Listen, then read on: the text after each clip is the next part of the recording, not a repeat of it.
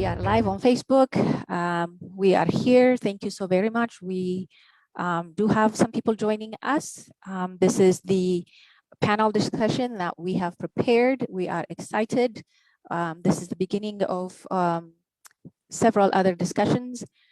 We chose this subject today because it is pertinent, and we wanted to begin our discussion around the topic, the fight over the Nile water. So why is it important? Why do we need to do this? Before I get into the whole thing, I will introduce our panelists. Let me introduce myself first. My name is Mamme Worku. I live here in Colorado, Denver, Colorado. I've been in the States for many years, let's just say that. Don't know how to describe myself sometimes. I don't like introducing myself, but today I will. So I am the founder and president of a nonprofit organization that does work back in Ethiopia. We work with homeless elders in Ethiopia. And then we also have local work here called WAAS, Women of Africa Alliance for Solutions. We do have several focuses in the local work that we do. I am an active member of the Ethiopian community and have been however many years I lived here. I am the co-chair of the Ethiopian Public Diplomacy Task Force, and one of the reasons why I'm also involved in doing panel discussions as this one. With that said, I once again would like to say thank you for everyone that's joining us. We've been looking forward to this kind of discussion, as we do have some amazing panelists that are ready to get us started on this discussion. Before I get into our panelists, we have Rama, who's also keeping an eye on the chat. If you have questions, if we have any kind of technical issues, feel free to let us know. All right, so today's panelists, we have two panelists that we've invited for this discussion. The very first one I would like to introduce to you is a retired senior professor, Rob Prince, a lecturer of the International Studies from the University of Denver's Corbell School of International Studies. It really is an amazing opportunity to have him amongst us today. He's a former Peace Corps volunteer and staff member in Tunisia. He has written widely on post-colonial development challenges and a blockage in African, concentrating on Tunisia, Algeria, and also Ethiopia. He is born and raised in New York City in a Jewish family from Russia. He has lived in Colorado since 1969, and several years ago, he co-produced a series for KGNU, Boulder Public Radio, Colorado, and the Horn of Africa. Very soothing, and I'm so excited to have you here. My pleasure to be here. So glad to be able to have you with us. It really is an opportunity, and I know you're a very good friend of the community. Here in Colorado, we have such high respect and admiration for you and your participation. So we're honored to have you here today. And the next panelist that we have here today is Mahader Sarrak Abraham. Did I say that right? I hope so. She's an MA student finishing her thesis on the 2019 Sudanese uprising and women's role at Syracuse University. Her research interests includes African social and women's movement, alternate approach to Sudanese grassroots mobilization, and African transformational politics and organization, my bad. She is currently an active member of the Pan-African Congress, North American delegation. Mahader was born in Ethiopia and lived in Malaysia, wow, before coming to the United States. She has worked with research institutions and a women's organization in Ethiopia. During her time in Iowa, she spearheaded the Lynn County's first expungement and resource clinic, which was meant to alleviate the burdens faced by formerly incarcerated people of color. She's currently serving as the president of Syracuse University's African Graduate Students Network, and hopes to complete her MA in 2021. Congratulations, girl, you're almost there. So what we're planning on today is each panelist will take about a few minutes and will speak. After they're done talking, then we will have some formulated questions that I have for them, and we will have a little bit of discussion. We will keep an eye on the chat towards the end, right after we're done with some of my questions. We will allow our viewers, our participants, to ask some questions if time allows, and then we will wrap up from there. So we only have an hour. Without any further ado, I'm going to go ahead and begin with our first panelist. Please. All right. Well, first, it's a pleasure to be here, and I look forward to this too. This morning at breakfast, I was talking to my wife and my father-in-law, my 94-year-old father-in-law, and I asked them what they knew about the Great Ethiopian Renaissance Dam. I want to say that they're both highly educated and pretty knowledgeable, but they gave me kind of, if you like, a rather blank look. Um, and of course, uh, this question we have to realize that for Americans, it's almost almost entirely unknown, and that this is kind of like an introduction to it. And in my remarks, I'm more directing my remarks, if you like, to Americans. Why should we be concerned about this? I just assume that anybody from the Horn of Africa is well versed in this general topic. Um, there were little hints that something is going on in Ethiopia in the media of late, particularly in October, when President Trump, or then President Trump, he held a press conference announcing the normalization of relations between Sudan and Israel.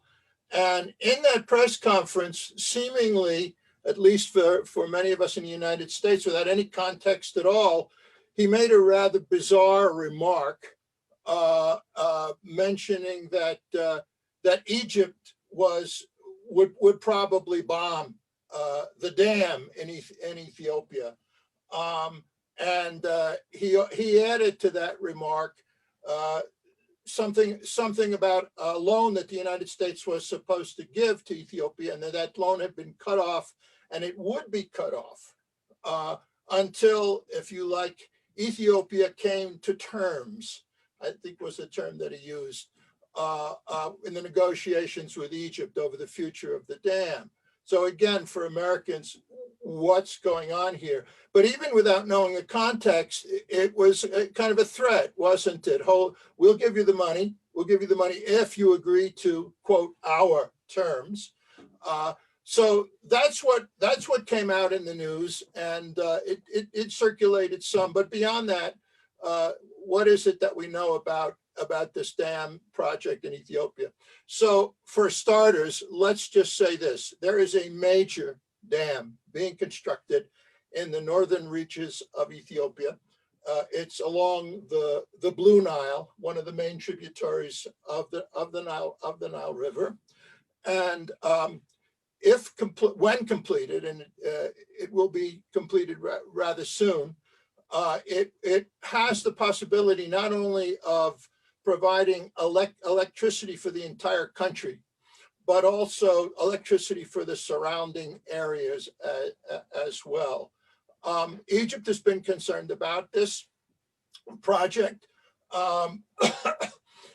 because it gets most of its water, more than 90%. I've seen different statistics on it, but whatever, it's an overwhelming amount of its water comes from the Nile River, and so there are issues there. The dam was first started to be constructed 10 years ago in 2011, and that construction continues today.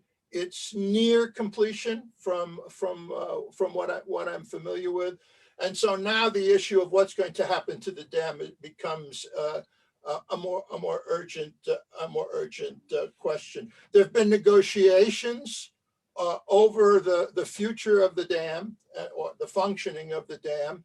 The negotiations go back to 2013, 2014.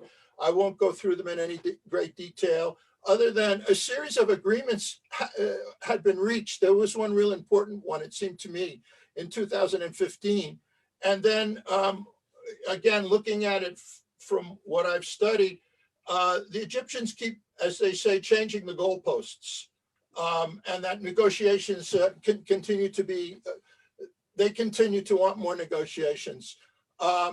Last year, the United States, the Trump administration, tried to be a broker, if you like, between Ethiopia and Egypt. And those negotiations broke down when the Ethiopian delegation refused to sign the final statement. So we have this long history. Just a little bit about the dam itself in these initial comments. And there's a comment that I found that goes something like this, that development is political power plus the electrification of the whole country. All right. And I think that that's apt for what we're talking about. And this dam it's not only key to Ethiopian development, but it has the possibility of stimulating development throughout the entire Horn of Africa. And it could technically provide Ethiopia provide the region with the electrical prerequisites that it needs. Just again, little facts about it. We can get into more details later. The dam has cost $4.5 billion. And looking at how it was funded, I was really surprised. The Ethiopian government went to the International Monetary Fund on a number of occasions for loans, and mostly they were rejected. So there's been pressure to stop this particular infrastructural development at very high levels. And we know kind of who kind of runs, or maybe not runs, but has great influence in the decisions of the International Monetary Fund. So because of that, the Ethiopians have had to raise much of the money to build this dam from their own membership. And this is a project that the people of Ethiopia have contributed a great deal to, and everybody, regardless of the tensions that exist in the country today, they're all invested. They're all invested in this dam, and everybody in the country understands that this dam provides this possibility of really a takeoff, if you like, of the Ethiopian economy and the region. So I see it as a kind of it has the possibility of unifying not just Ethiopia, but a region that's kind of torn with all kinds of different tensions that are well known, and if we need to, we can talk about them too, and bringing together people that right now are at odds with one another. What has fueled this development in Ethiopia over the past decade? Well, Ethiopia is really trying to model itself. There's a model that an awful lot of countries in the third world have tried to use, and that is the South Korean model of development. And that the essence, Chinese tried, Gorbachev basically tried to use the same model.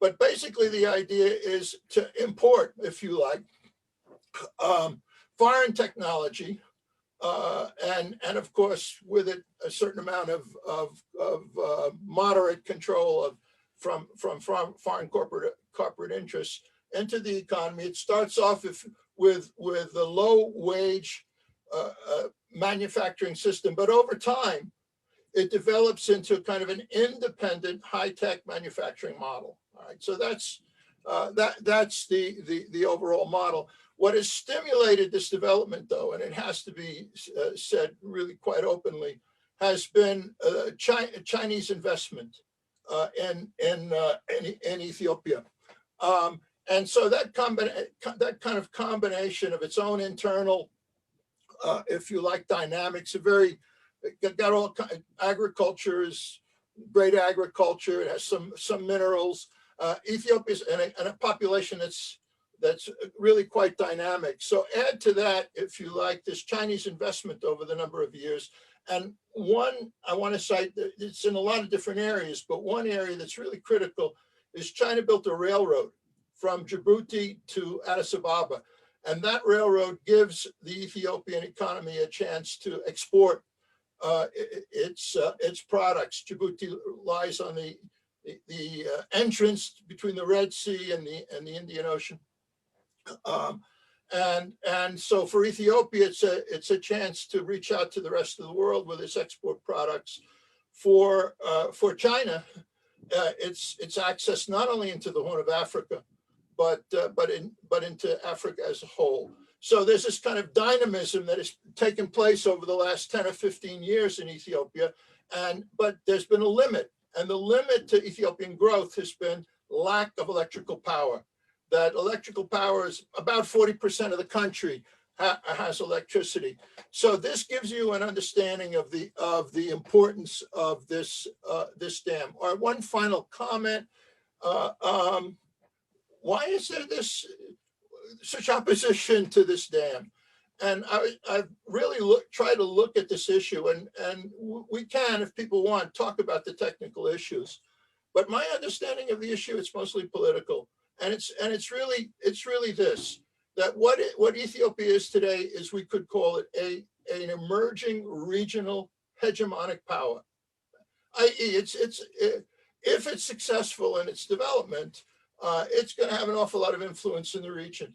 And there are a number of other countries, and Egypt is one, but it's not the only one. They fear that if Ethiopian influence grows, that their influence is going to be decreased. The other one is Saudi Arabia, and there are a couple of others as well. So the more I look at it, the more I'm convinced that yes, of course, there are always technical issues, and I'm not poo-pooing them at all. But ultimately, when I look at what the kind of conflict is that we're going to be talking about today, the main problem is fear of some regional powers that Ethiopia is going to emerge, and that they'll lose some of their influence. I think I'll stop there. That's enough. It's an earful, as they say, and turn it over to Mara.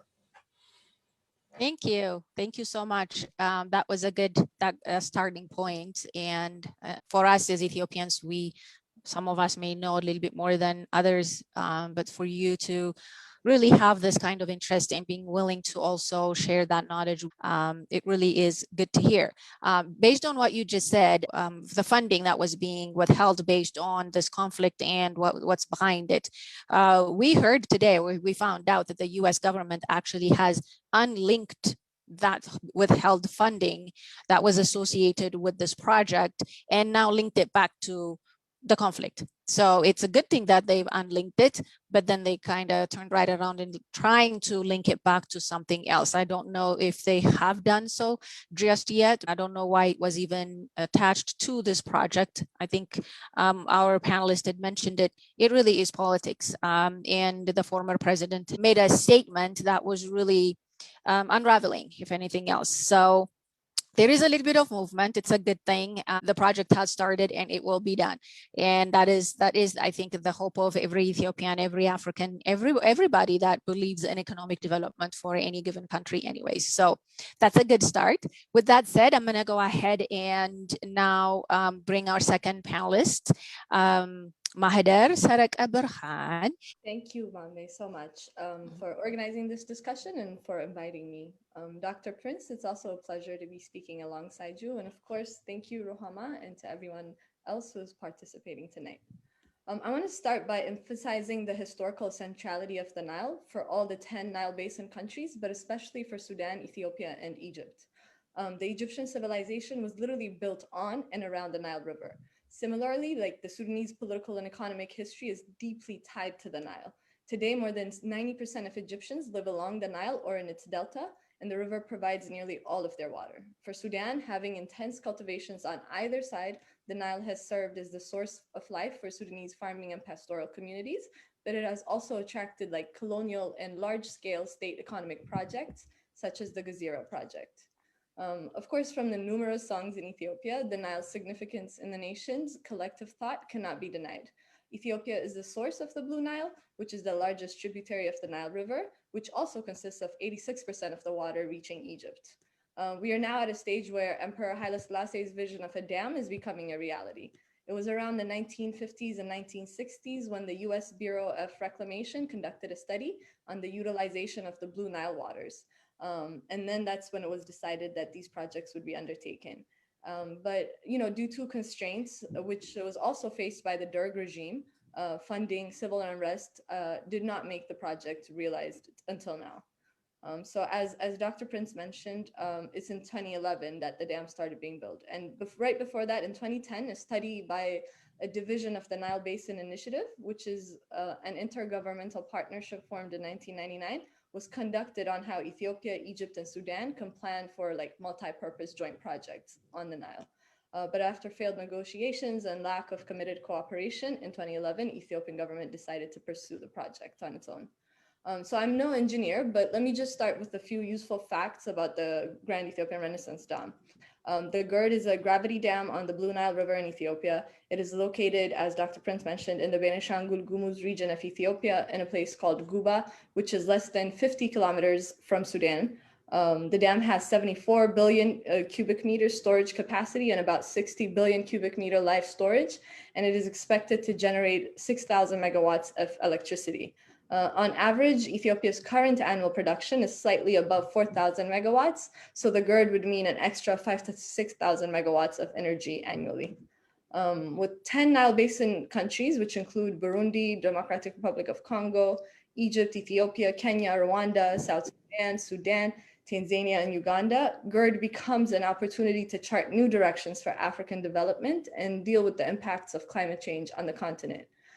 Currently, Africa generates 4% of global electricity, and a report from the World Bank shows that close to 72% of South Sudanese, 75% of Somalis, 25% of Kenyans, 40% of Djiboutians, 85% of people in Somaliland, and I can continue.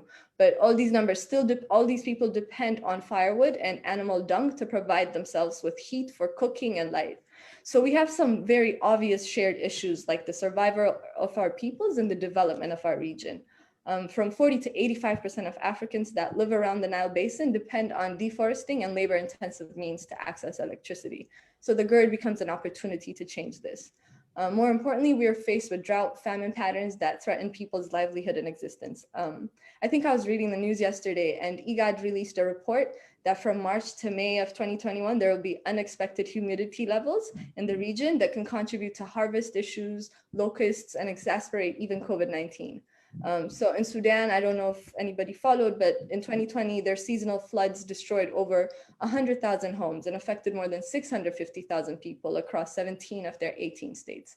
And I can go on, but like my point is that the potential to alleviate some of these shared issues is central to why I support the project. As the conditions of the people of Africa deteriorate, it is urgent that there's like a Pan-African cooperation beyond borders to ensure that the projects for dams and electrification meet the needs of the working poor. That is why any project in the Nile requires cooperation between borders of any one state in the Nile Valley. The technical questions as well as the hydrological issues need to be discussed at all levels and not simply with specialists, which is why I really want to thank Mame for organizing this discussion. You know, the peoples of Egypt, Ethiopia, and the Sudan need to be engaged beyond their political leaders, especially considering the continued struggle of people in each of these countries. You know, those who use military power to accumulate wealth will militarize differences instead of working slowly to build a better understanding of the required steps needed to enhance our cooperation. So with increased impacts of climate change, population increase, water demand in the region, like issues of water allocation, utilization, and management of transboundary river basin requires Pan-African engagement at the grassroots, especially among progressive intellectuals and technicians that can ensure that the projects for reconstruction will be supported by people beyond a particular border of the country in which the dam will be constructed. So generally that's where I stand. And thank you once again, everybody, for being here. Thank you so much, Mahader. It really is refreshing to hear what you have to say, and I think you put it in a nice way. Just listening to you, the one thing that I thought about also is, you know, for the longest time, Africa, including Ethiopia, had this unrecognized wealth, and the time is with this project and why it's so pertinent and why it's so critical that this project is completed. It's because this is really like a ticket out of poverty. How disheartening it is to have such a natural wealth but not being able to use it and continue to stay in poverty and being known for that. But I think with time passing and people really making the connection, and we have a progressive leadership right now. The country is trying to get itself out of poverty. If anything else, it's motivational anyways. So both of our panelists did really well in setting the stage for us. What I would like to do is I have some questions that I would like to put out there, and then either both of you or one of you can respond to it. My very first question to our panelists and to those of you listening is the location. Remember, I was just saying the location itself matters, and the dam, especially for downstream neighbors, Sudan and Egypt, and those are the two major countries or regions that are really concerned about whether it's going to be done and how it's going to be done and who's going to benefit from it. So downstream neighbors, Sudan and Egypt, worry that the dam will restrict vital water supplies. And I know you've talked about it, you've touched on it, so maybe you can expand on it. They're especially concerned about what might happen should there be a drought while Ethiopia is filling the reservoir. So before I put that question, as I said, one of the concerns that both Sudan and Egypt are posing as far as this project is concerned is what happens if there is drought when Ethiopia is trying to fill the reservoir. Is this a valid concern? I know you just qualified it by saying I'm no engineer, but based on your research, and both of you can speak to that. Before we get to that though, factor, Egypt depends on the Nile for about 97% of its irrigation and drinking water. And Egypt says, well, they have historic rights granted by the treaties from 1929 and 1959. So Egypt has that claim. Over half of Ethiopian populations, which happens to be 110 million people, live without water. So with that in mind, which one of you guys want to jump right in and respond to that question? Is this a valid concern? Like, what's going to happen to either Sudan or Egypt or both when Ethiopia starts filling the reservoirs with water? They're concerned about, is this a valid concern? Yeah, I can take that one. Well, so I mean, it is a valid concern, and this has been central to like the disagreements of the negotiations, right? There's been a general agreement that the dam will be filled in 4 to 7 years, and how much of the water will be filled every year will depend on the hydrological conditions. But an important point, and which has been like what Ethiopia has also been arguing, is that the filling of the dam will not significantly decrease the amount of water flowing downstream. Like a good example I have is like, so say the evaporation from the Aswan High Dam, which is in Egypt, amounts to 13 to 15 billion cubic meters annually. So Ethiopia wouldn't need more than 13 billion cubic meters annually for its filling stages. I mean, the filling is going to happen in stages. So for instance, the first filling needed 4.9 billion cubic meters. And that's like when evaporation is taking 13 to 15 billion cubic meters, 4.9 billion cubic meters cannot be used as an excuse as that is the water that's going to be taken from the downstream countries. And so there's also another case, which is like in 2015, Egypt, Sudan, and Ethiopia had signed the Declaration of Principles. It was a framework signed in 2015, and it stated that the construction of the dam will go in parallel with negotiations, which in other words, there's no framework binding Ethiopia to reach an agreement before filling. So since the GERD is a step-by-step construction dam, so as construction reaches a certain stage, filling must also happen concomitantly. And so as Dr. Prince mentioned earlier, Egypt keeps shifting its argument, but technically the filling is not something, water in Egypt is going to decrease regardless. I think I had numbers somewhere here, like,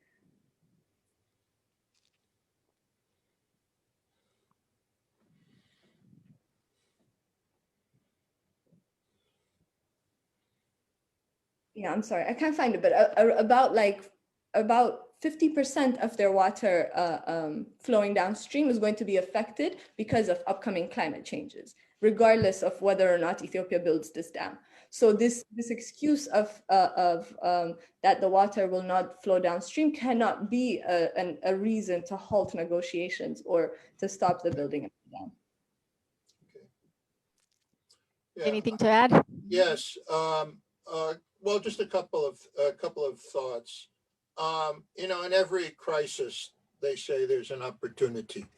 I'd like to believe that. That's one thing. And so we have that here, and I'll talk about what I see as possible opportunities.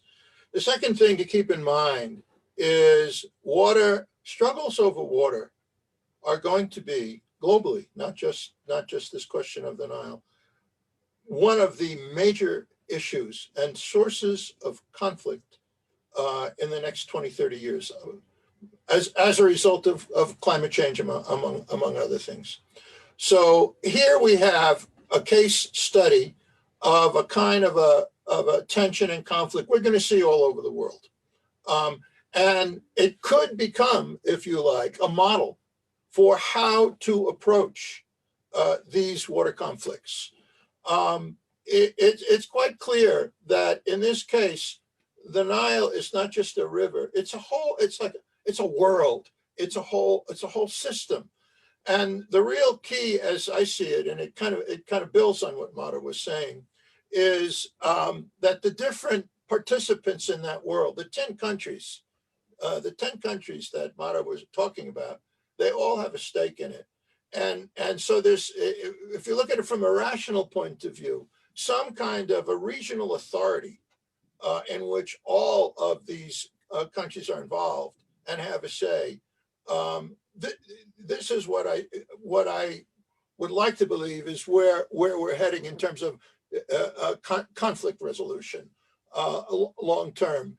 I've seen this idea coming from a number of different sources, African sources, and by the way, many of them were neither Ethiopian or Egyptian. So the notion of some kind of regional authority, a regional authority with teeth, and that's democratically that functions in a democratic fashion. This is the great challenge if this can be done. A little bit about Egypt and the Egyptian position. My starting point for this, as I began to study this question of dams, there are a number of things that really interested me. I spent an awful lot of time in my teaching looking at World Bank and International Monetary Fund dam projects, most of which, by the way, are, I wouldn't say they're all failures, but a lot of them are some of them are actual boondoggles and others are not. But there's a pattern, and the pattern, I'll give you one example, and the example comes from Ghana. So Ghana built a dam. Now, the dam was built with IMF money, but the stipulation was that for the first 20 years of that dam's functioning, that all the electricity would go to a Kaiser aluminum plant. All right, and this is an absolutely typical World Bank IMF kind of thing. Now, in the case of the Great Ethiopian Renaissance Dam, these stipulations are not there.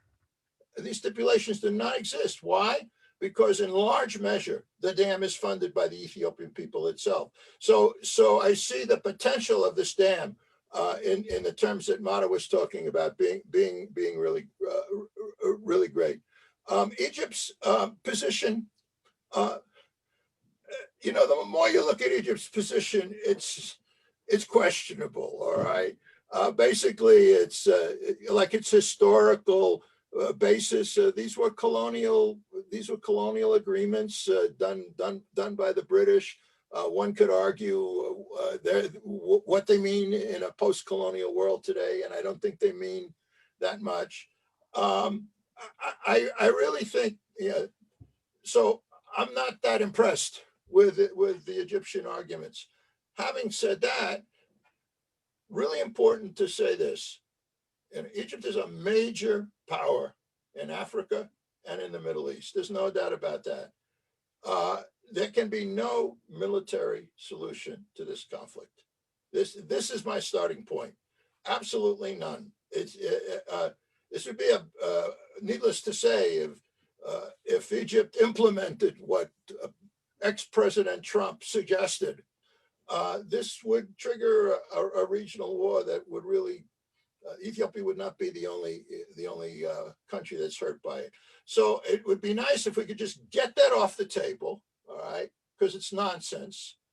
Get these military threats off the table, sit down, and really hammer out something that that can work for everybody. All right. Thank you. This is very informative. I'm sure the bottom line, we'll get to the bottom line. The bottom line is, why should everybody else care? I know we as Africans or Ethiopians care because, like I said, it's a wealth of resource that did not serve the country. It's in the country, it's in the region. I would even venture to say it's God-given resource. But while we have something like that, the country's been really struggling with electricity, struggling with water, and it's beyond the fight for water. It's not just the water people are fighting for. And I think there is a whole lot behind it, and we'll get into some of that discussion.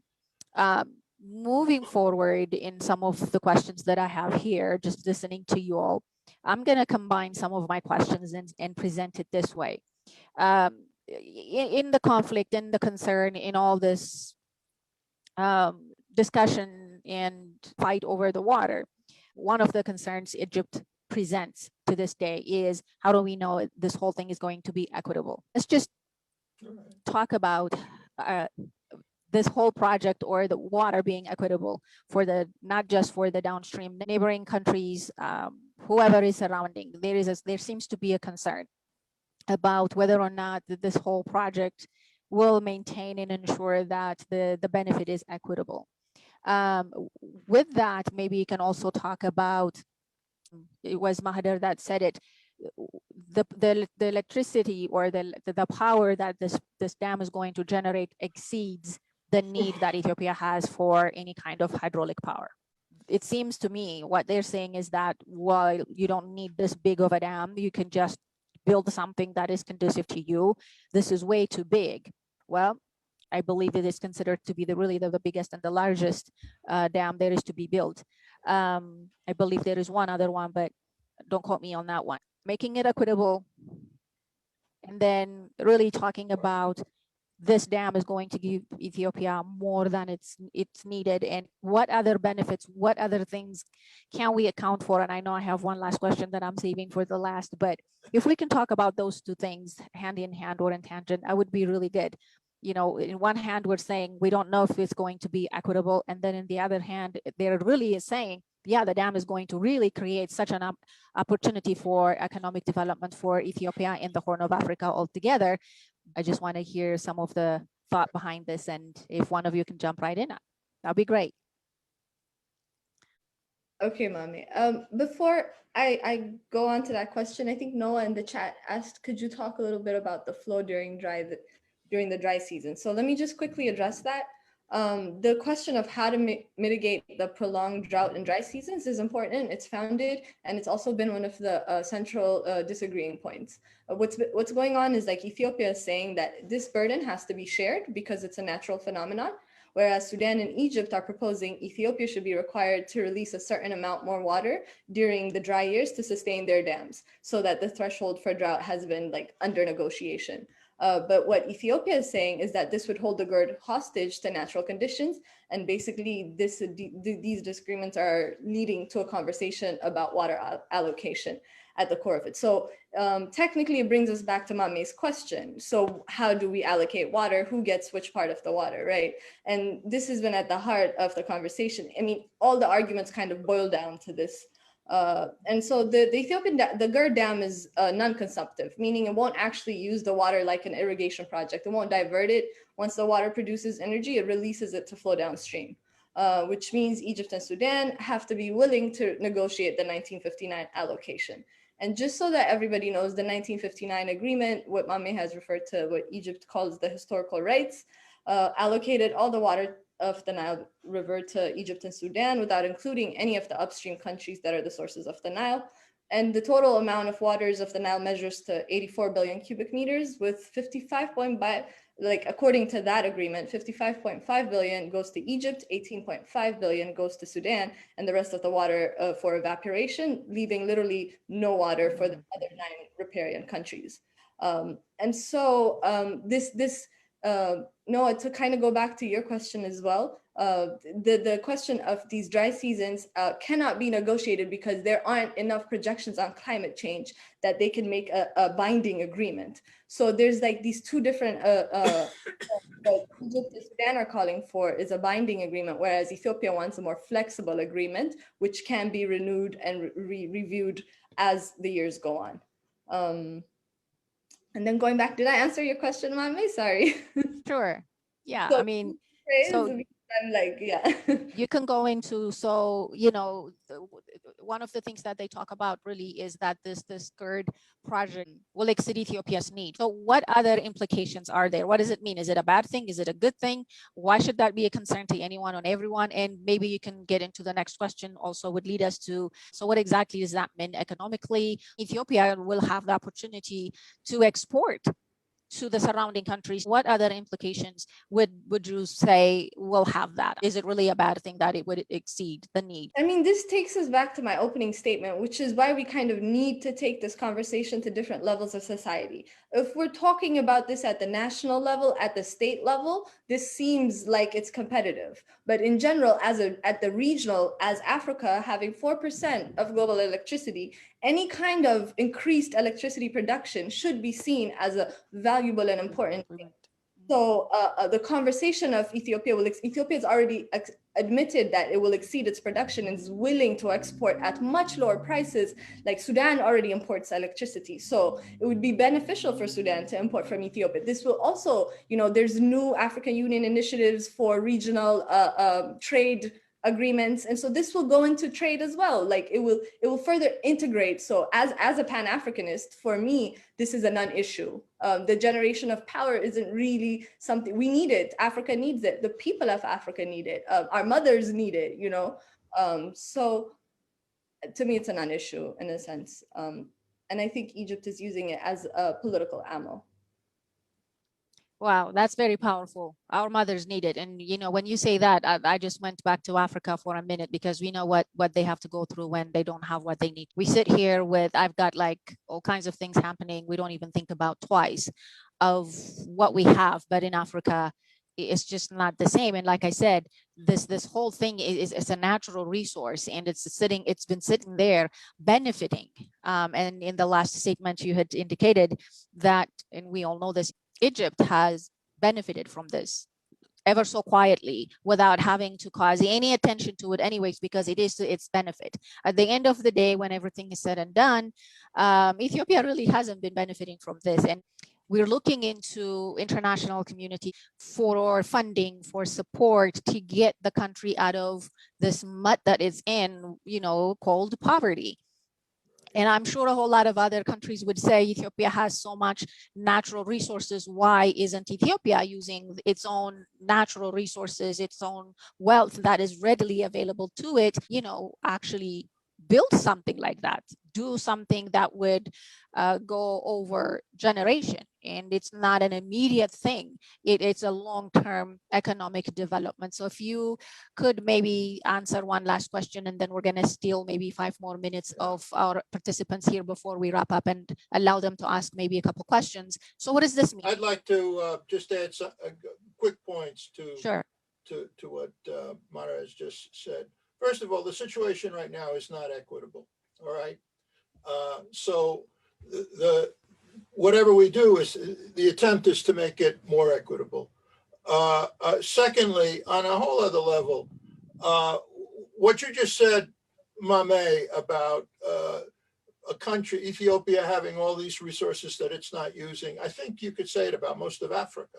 So it's not, we're not dealing with, it's like, if you like, a case study of how do we get out of whatever you want to call it, underdevelopment, being a peripheral part of the global economy, whatever term you want.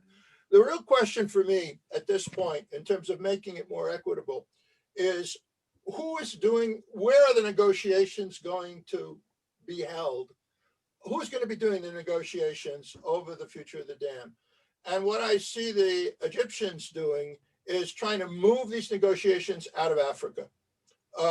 They want the Europeans to be involved. They tried, with Mr. Trump and all that. And I see this as an African issue and one that that's the format where a lot of these issues, both the technical and the political issues, that's the place where I'm hoping that the negotiations will take place. Final thought. I look back, and there's something that I have seen in African history up to the present, and it concerns me deeply, and that is partition. You can go back to 1884, the Congress of Berlin, when the Europeans divided, as they call it, that magnificent African cake. Or you can look more recently at this separatist movement and that separatist movement. And while I'm not saying that these different movements might have not had some legitimate beefs that were pushing them forward, in the end, what this dam offers is to move in another direction, the direction of regional integration.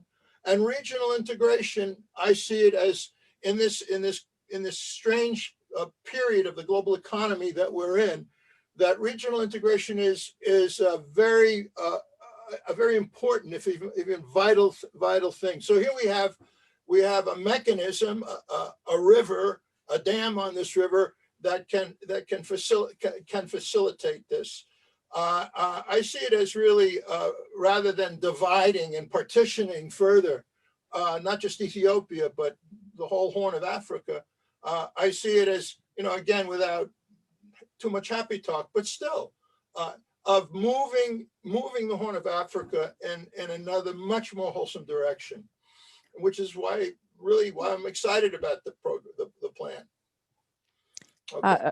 Agreed 100%. Why we all need to care. I think for, like I said, the international community, why should anybody that lives here, does not necessarily have a whole lot to do with Africa, should care. Like I said, Ethiopia and the region, like you stated, has its own resources that can be utilized to really move forward to economic development, to growth, to independence. I believe, there is a saying, you can teach somebody to, well, I'm going to butcher this, I'm forgetting this, but something about teaching somebody how to fish, then you can feed them forever, or you can just give them one fish, and then you'll always need to give them that fish. You know what I mean? Yes, so yes, I think what I'm trying to get at is the Horn of Africa, something like this, a resource, can be something that can shift Africa. Why not? But I think for the longest time, Africa and the continent has been known for certain things, and we do have some, like I said, progressive leaders right now. Africa is paying attention to its own resource, and that's how come we have several other places, like China is paying incredible attention to Africa right now, because China has recognized the wealth, the resources Africa has that they didn't even realize they have. And China is like, woo, I want a piece of that. Your last question, this question of, well, why should Americans be concerned? So, we got a problem here. We call American exceptionalism. It's called other things too. But the bottom line is, one of the problems in this country, particularly if you live deep in the country, here in Colorado, if you like, or in the Midwest, is there's not a lot of attention to anywhere in the world. You ask Americans geography, and the answer. We're pretty weak on that. But what's the point? The point is, more and more, this is one world, all right? And there are problems, there are issues. There's no way that one country can solve them. And certainly we're seeing this, not just in Texas, but with the COVID, we're seeing how poorly we've dealt with that. But my point here is not to get into all that as much as we're connected. What happens with COVID in Africa is going to come back here if we don't solve those problems there. If we're not dealing with the environmental problems and have that kind of global awareness, then you can't solve it in this bubble that is your nation. So in that generic sense, of course, what's happening there, and the way that Mater talked about the environmental cost of not having this dam. All right, that's gonna affect us here. Now, I know those arguments with some of my friends, they don't hold water. They, you know, they don't resonate with them. Okay, that's their problem. Well, it's my problem too. But at a time when it's not just here, we know that in so many parts of the world, everything's becoming so nationalist and so narrow. And I find myself at that moment, you know, I don't know, I would call myself a world citizen, but I worry about what happens in Ethiopia. And I worry about what happens in the Amazon, and et cetera, et cetera. So part of making this point is to reinforce this notion. There's no safe place anymore in this world. And wherever there's a problem, if we can solve that problem, we all benefit. And I believe that deeply, and that's part of the reason I'm here tonight. And we're grateful and appreciative of that. So, you know, in a nutshell, being okay with Africa developing, the Horn of Africa. So last question, and then I really would like to maybe take a couple more minutes and ask our participants to see if they have any questions that they would like to pose to you guys. The last question I have really, maybe if you could just respond very shortly, is so what does this mean to Ethiopia, and what does this mean to the Horn of Africa? Bottom line, what does this mean? Why are we having this conversation in terms of financial return on investment, in terms of socio-economic contribution, in terms of opportunity for investment for the country and for the Horn of Africa? What contribution, if any, can it bring towards unity and economic stability? If you could just do a final thought on that, I would appreciate it. Mahader, can we start with you? Okay, thank you, Mame. Just to respond to Noah's comment, I do want to de-link the Egyptian state from the Egyptian people. I want us to all think in that manner when we're thinking about Sudan, Ethiopia, all of it, because our people who have been protesting their governments in many forms aren't really represented. So, you know, when the Egyptian state decides to attack the Ethiopian state, we shouldn't look at it as Egypt is attacking Ethiopia, because that is, I think, one of the hindrances, and that is very colonial, and it is reinforcing colonial partition in Africa and thinking. You know, just look at Ethiopia. We have the Dinka Nur people. You know, we have Dinka and Nur in Sudan too. We literally are so complex and intricate that we really need to see our realities for what they are and not for how they've been told. And so, you know, I think what this means is, you know, once the dam is complete, it's going to be the largest hydroelectric plant in Africa, and it's going to be the 7th largest in the world. So it's not just water, as you said, Mame, and as Dr. Briss just articulated, it's about self-determination. It's about ending imperial domination. It's about a new path for Africa. It's about a new path for development in Africa, one that is funded by Africans, one that is built by Africans, one that is negotiated among Africans. So to me, really, the GERD is a project that can indefinitely change and like transform our societies. So yeah, thank you, Mame. Absolutely, and I just so appreciate your passion. It's such being so young and hearing you so passionate about this. It really is encouraging. Any last word on this specific question, Dr. Prince? No, Mater pretty much summed up how I see it. Awesome. 100%. I agree. It really is changing the continent of Africa, the Horn of Africa, to, you know, possibilities, opportunities for development. So I would like to spend maybe a couple more minutes and allow maybe 1 or 2 people from our participants to ask a question to either one of our panelists or both of them, Mahader and or Dr. Prince. Any questions from anyone? You can just raise your hand. I see, oh boy, okay. I see Galila, and then I see ETLA. I think that's Consulate Mukhtar. Okay, how about we start with the Consulate Mukhtar, just because you're younger, Galila, and then we'll come to you. All right, go ahead. Thank you, ma'am. Thank you for organizing this event. I also would like to thank all the speakers, the panelists, and all the participants for raising this important topic of GERD, the Nile issue, and what it means to the people of Africa in general, and to the people of Ethiopia in particular. As you may know, Ethiopia is a country of 110 million people. The last administration of President Trump was calling on the Egyptian government to bomb the dam. Yep. It was very sad to hear from a sitting United States president. Thanks God, everything turned into history now. We don't expect such thing to come from any quarter of the world for any time in the future. This is generally, it's not only undiplomatic, it's not only, it is really an American, basically. It is an American. Anyway, having said this as a background, what do you suggest to the current administration of the United States to handle the affairs that has been mirrored, the affairs of the Nile River, the Nile issue that have been mirrored by the mismanagement of the previous administration?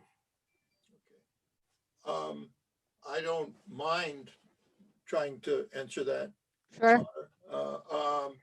Look, you can't get much lower, right? I mean, anything that Biden does won't be as bad as what Trump did. But what I'm noticing is you don't hear much talk in this new administration about Africa at all. Africa, you hear more about China and Russia and the Middle East, if you like, Iran. But when it comes to Africa, it seems as if Africa as a whole is on the back burner. So that's an issue. How do we raise the issue of American policy in Africa? In terms of the American relations to Ethiopia, I was looking at patterns of U.S. aid to Ethiopia today before the program, and it was actually more than I thought. There's been a good deal of aid. Although if you look at the aid and you analyze it carefully, a lot of it has to do with security. Less of it has to do with development. If it's dealing with development, it's small scale. You know, they're really into small scale development, but not into infrastructural stuff. But still, you know, it was not as bleak a picture as I thought. In terms of the dam itself, I do think it's really going to be hard for the United States in this period to be trusted as a fair negotiator, and much better. And we saw even under Trump a little bit of activity like that. Turn this issue over to Africa, all right, and support Africa. If you look carefully, the U.S. has not been neutral about, and it goes back really from the very beginning. I was really surprised when I looked at that. So you know, this is, if I was an Ethiopian in the United States, this is what I would be asking. The United States should support an African negotiations to resolve this. I do not underestimate at this point if you like, the stubbornness of the Egyptian government, their opposition to all this. But I would point out that there have been far more nasty negotiations on different subjects in the world that have come to fruition through negotiations. So I'm not completely hopeless. So those are the main things that I see. Change the focus of the aid so that it deals more with infrastructural development than it has in the past.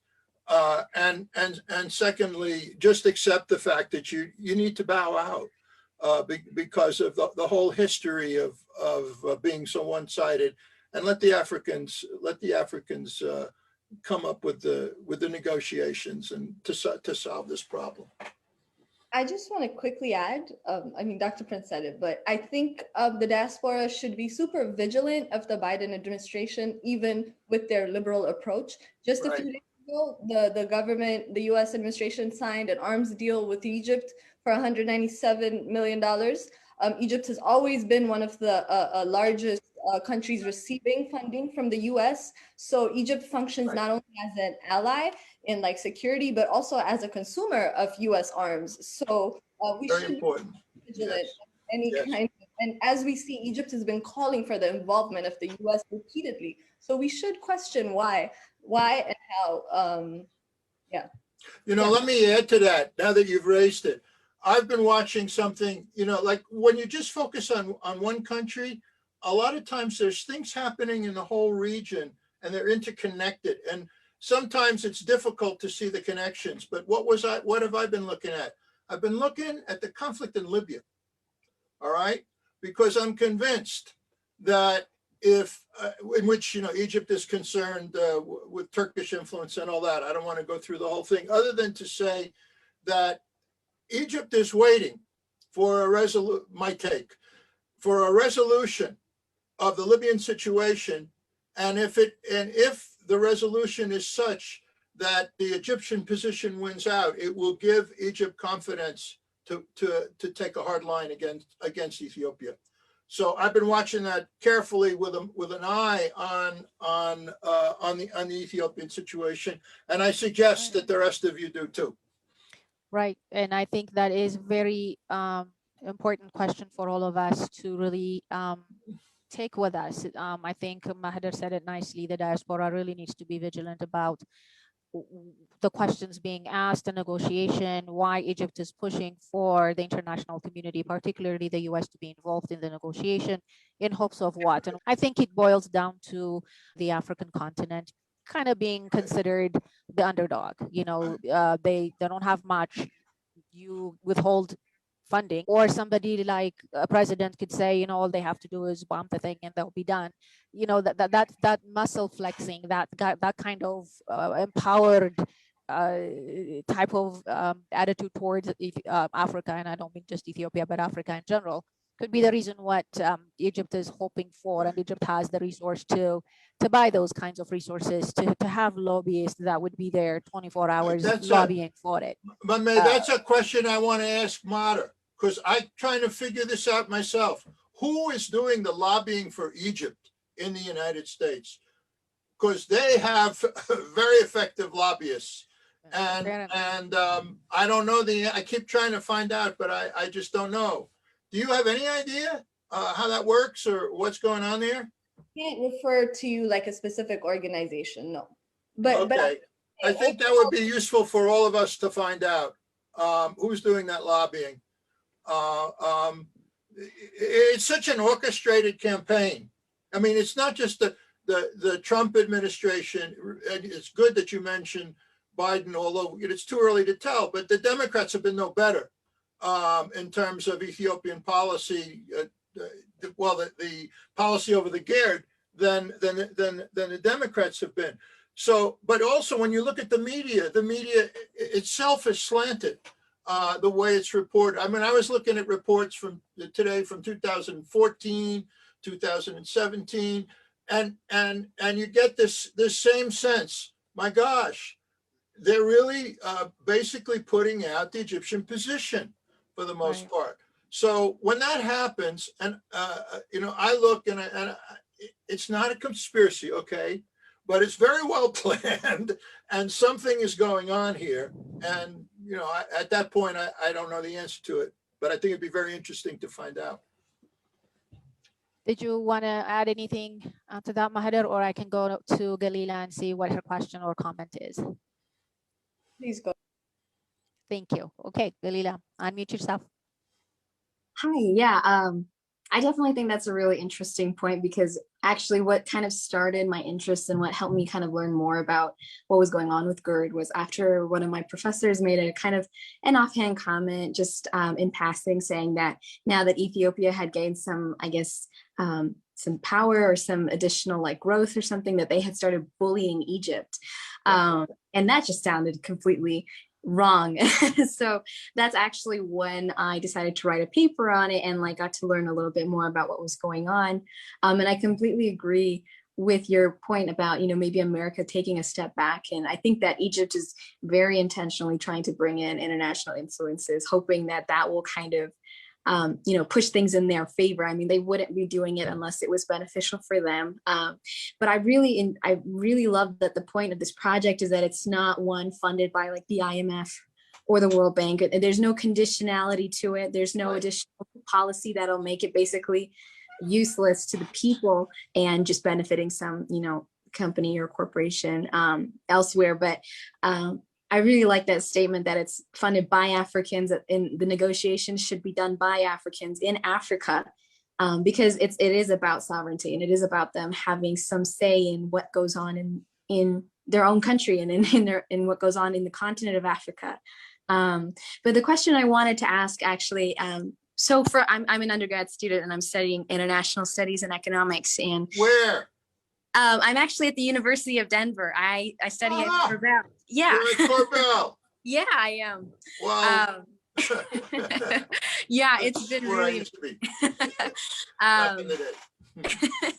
Yeah, so I am studying international studies and economics, and I'm just kind of picking up on this. I like this international dynamic between more developed countries and Africa. Basically just kind of feels like Africa is sort of like this big cookie jar that people just stick a tube in and they just drain it of everything that it has. It's really not treated as a country or a continent, with countries, with peoples and civilizations.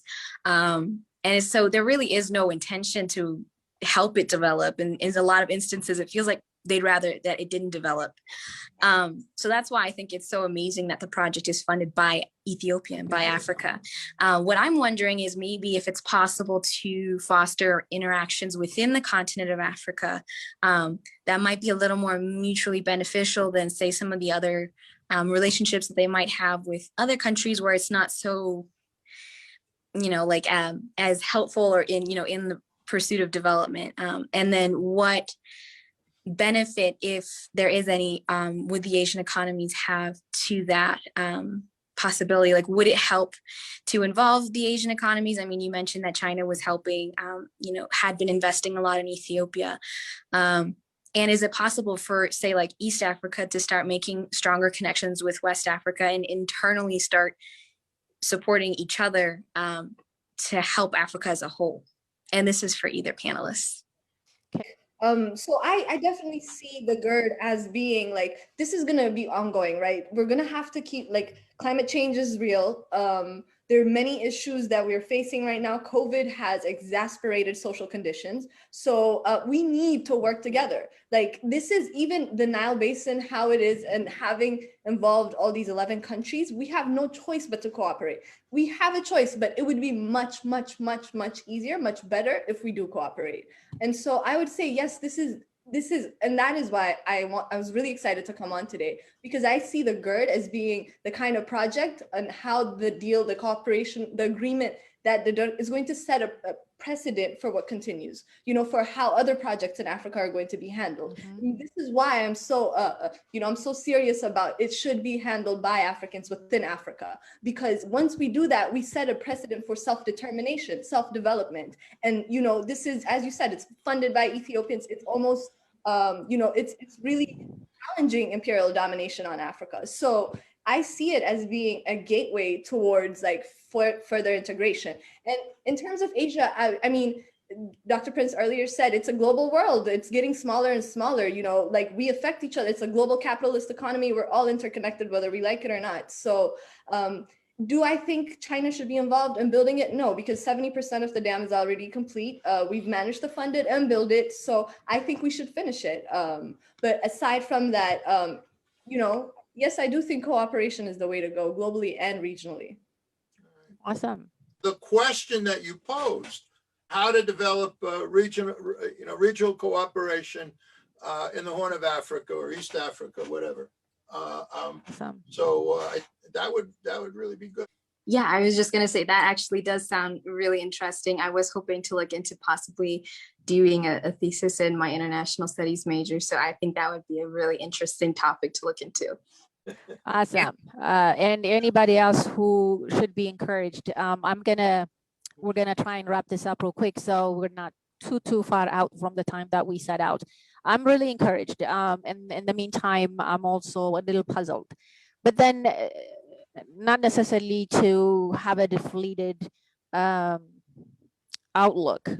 This is the very beginning. This is the first forum that we're holding, first discussion that we're doing. We plan to do more of this, and the reason being is that I believe it was Mahathir that said it, the Ethiopian diaspora, the African diaspora, whatever we are at, we really need to step it up. We need to get engaged. We need to be vigilant about what comes of Ethiopia. Mahathir and I had this interesting conversation just a couple days ago. You know, our parents, the older generation, the generation prior to us has done everything that they can to get us here. There's a reason why we're here. If it wasn't for the sacrifices that they've made, none of us would be here.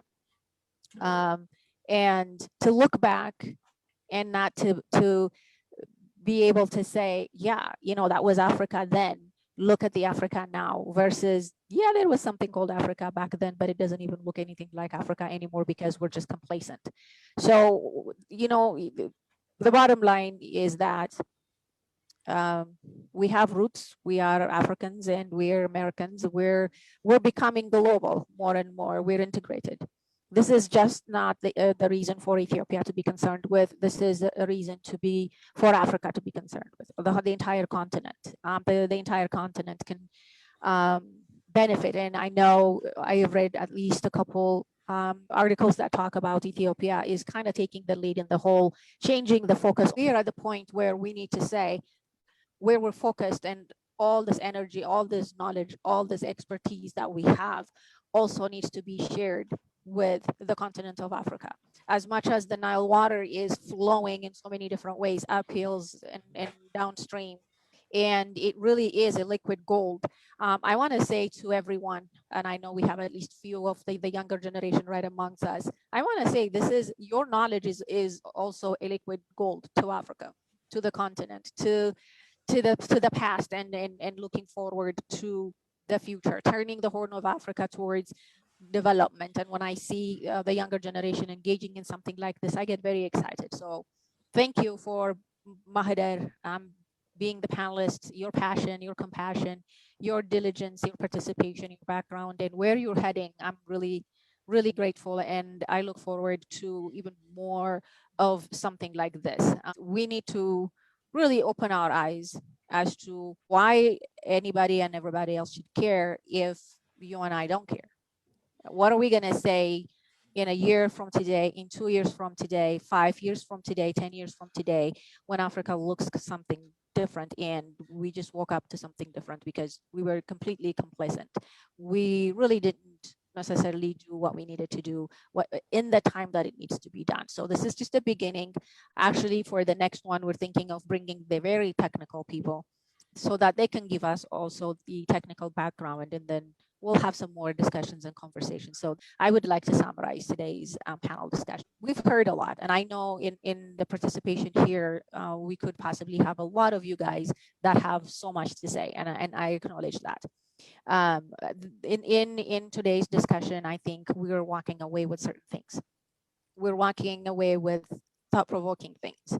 We would like to kind of keep thinking, and maybe next time we do this, we would like for you to come with more questions, with more discussion ideas, more pertinent things for us to address. And you can reach out to me, you can send me, let me know, you know, this might be an interesting topics to look into. And we will go ahead and we'll do that. And we could possibly have some of you participating as panelists too. And if there is an interest in that, you just let me know. I'm gonna go ahead and put my email address on the chat as soon as possible. But in summary, I have a couple points to say. Really, with everything that is said, this project has been a source of national pride for Ethiopia. Before it even began, it really is a national source of pride for the country. In fact, that it is an African wealth. It's been there. Somebody finally recognized it, and somebody really is saying it's time to really just get going and turn this liquid gold to something usable and turn the Horn of Africa towards development. The GERD project started on 2011. It really is seeing, this whole project is seeing as Africa's ticket out of poverty, if not in maybe altogether at once, but at least for the country of Ethiopia. It really is an amazing opportunity and a catalyst to eradicate poverty. It has become a point of unification of the country in terms of corroboration and support to see the project completed, regardless of differences in other areas. I know we have our fair share of conflicts, fair share of differences when it comes to our political affiliations in so many different things, economic status, whatever it may be. But when it comes to this one project, I have witnessed, and we all know this, everyone just came together. It started from the country. Government workers have gave up 1 month worth of salary towards the project. I know I have a nonprofit in Ethiopia. I've heard people talk about older people, poor people saying, I'm going to contribute to this because I know someday this is going to bring my country out of poverty. It really has become a sense of unity in terms of what it actually means for the country. It does that.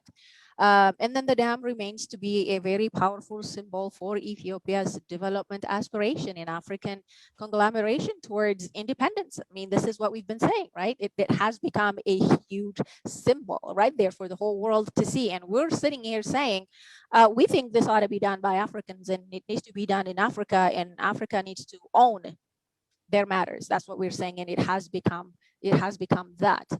The GERD project remains to be a focal point for the local community as well as the diaspora, even in the face of global pandemic.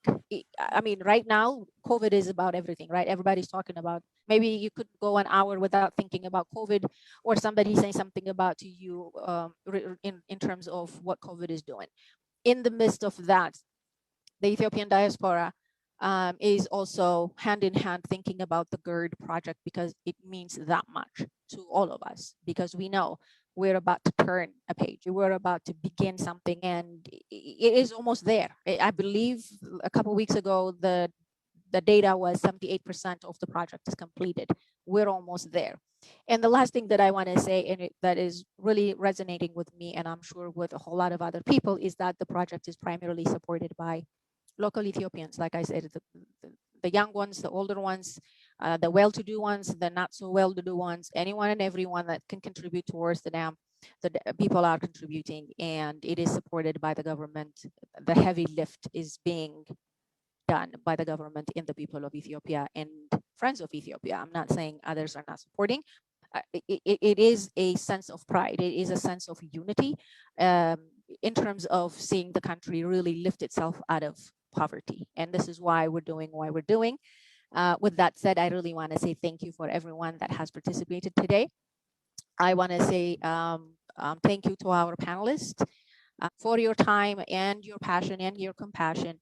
I look forward to the next discussion, and hopefully our participants will come back and also join us. And maybe, like I said, if you have questions, if you really think this might be a good topic for us to have a panel discussion, or if you know somebody that should be in a panel discussion and we should invite them, go ahead and let us know. And I'm about to go ahead and put my email for all of you guys out there.